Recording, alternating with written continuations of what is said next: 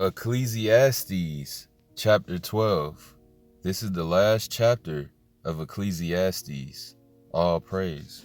Now the starting title of this chapter is Remember Your Creator in Your Youth. Now that's an important thing to remember, you know what I'm saying? Because the more young you are, the more youthful you are, the more you're willing to accept the truth and you're willing to hear different things and have a discerning spirit. Because again, when you're older, what's that old saying? You can't teach an old dog new tricks, you know what I'm saying?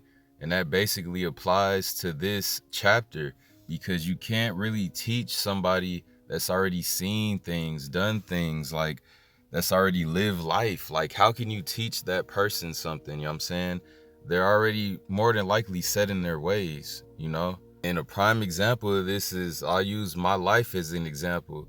There's a couple of adults in my life that are real, like, high authority figures, or at least were high authoritative figures in my life. Now wisdom forces me to see them in their folly and their foolishness of what they say, you know what I'm saying? Because there's a certain person in my life where I tried to tell them about their Christianity ways, you know what I'm saying? Because they grew up all their life in Christianity. That's all they know is Christianity.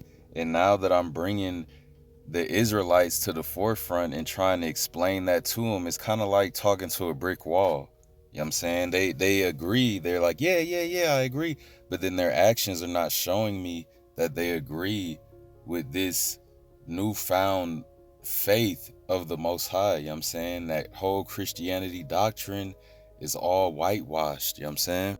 But just imagine trying to have the courage to step up to an authoritative figure that's been in your life all your life, you know what I'm saying? An adult that you can never talk back to, but now that you are an adult, you're finally correcting that certain individual, and now they're not trying to hear you because all they see is that same little boy or that same little girl that they used to take care of. Ecclesiastes chapter 12. Remember your Creator in your youth. Remember now thy Creator in the days of thy youth, while the evil days come not, nor the years draw nigh, when thou shalt say, I have no pleasure in them. While the sun or the light or the moon or the stars be not darkened, nor the clouds return after the rain. So basically what I'm getting off of these first two verses in a nutshell is, if you seek the Most High in your youth, before any of the trials or tribulations, then you'll be well equipped to be able to handle those trials and tribulations whenever they come, and you won't tap out. All praise. In the days when the keepers of the house shall tremble, and the strong men shall bow themselves, and the grinders cease, because there are few, and those that look out of the windows be darkened, and the doors shall be shut in the streets, when the sound of the grinding is low, and he shall rise up at the voice of the bird, and all the daughters of music shall be brought low, also when they shall be afraid of that which is high, and fears shall be in the way, and the almond tree shall flourish, and the grasshopper shall be a burden, and desire shall fail, because man goeth to his long home, and the mourners go about the streets. Or ever the silver cord be loosened, or the golden bowl be broken, or the pitcher be broken at the fountain, or the wheel broken at the cistern, then shall the dust return to the earth as it was, and the spirit shall return unto the Most High who gave it. So basically, come back to the Most High power of the Son of Man, Abraham, Isaac, and all Israel. Come back to the power of all things, the Creator of all things, you know what I'm saying, in your youth, or as soon as possible. You don't even have to be young, but youthful is recommended, you know what I'm saying? But if you're older and you're trying to come back to the Most High, just come to the Most High with a child's mind. And I'm not trying to say come to the Most High acting all slow. I'm just saying come to the Most High humble, with a child's mind that's open to all things, and the Most High can guide you, you know what I'm saying, no matter your age. Because you don't want to wait until verse 7. You don't want to wait to the last minute in verse 7 when it says, "Then shall the dust return to the earth as it was, and the spirit shall return unto the Most High who gave it." So basically that's saying you don't want to wait until your last breath to come back to the Most High. All praise.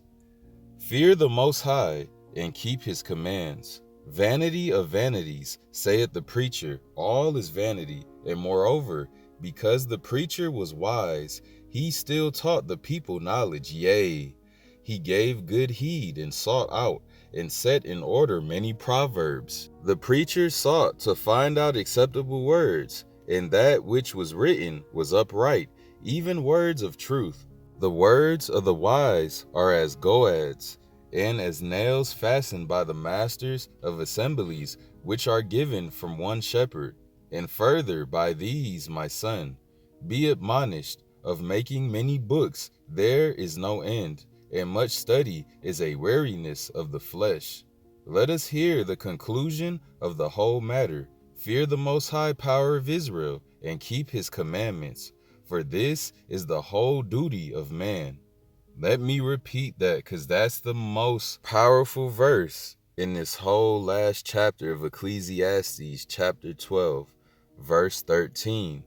Let us hear the conclusion of the whole matter. Fear I am, Most High Power of Israel, and keep his commandments, for this is the whole duty of man.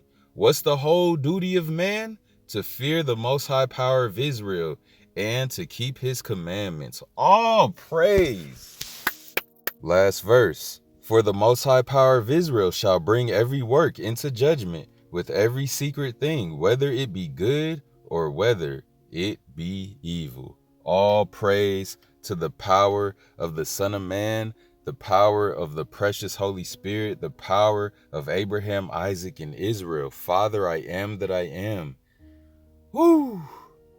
Ecclesiastes was a beautiful and wisdom-filled book. It was short, only 12 chapters, but we knocked them out. And the main thing in Ecclesiastes is vain. Don't be vain. Don't live a vain life. And don't have your possessions in a vain fashion. Now, what is the Babylonian definition of vanity?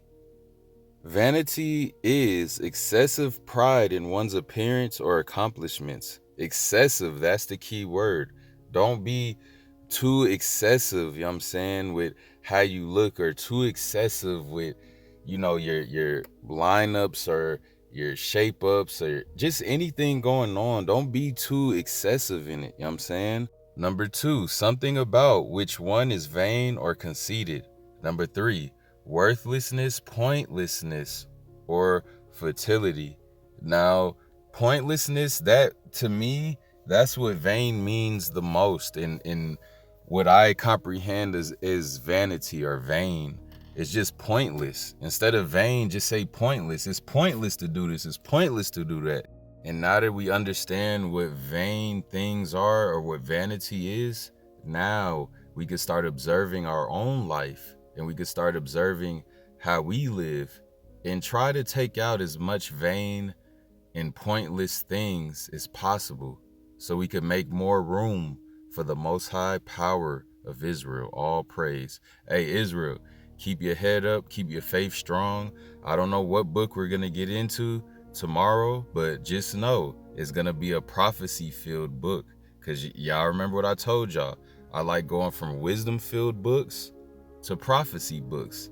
I like going from a soft, subtle, spoken book to just a hardcore, the Most High destroying all kind of things book. You know what I'm saying?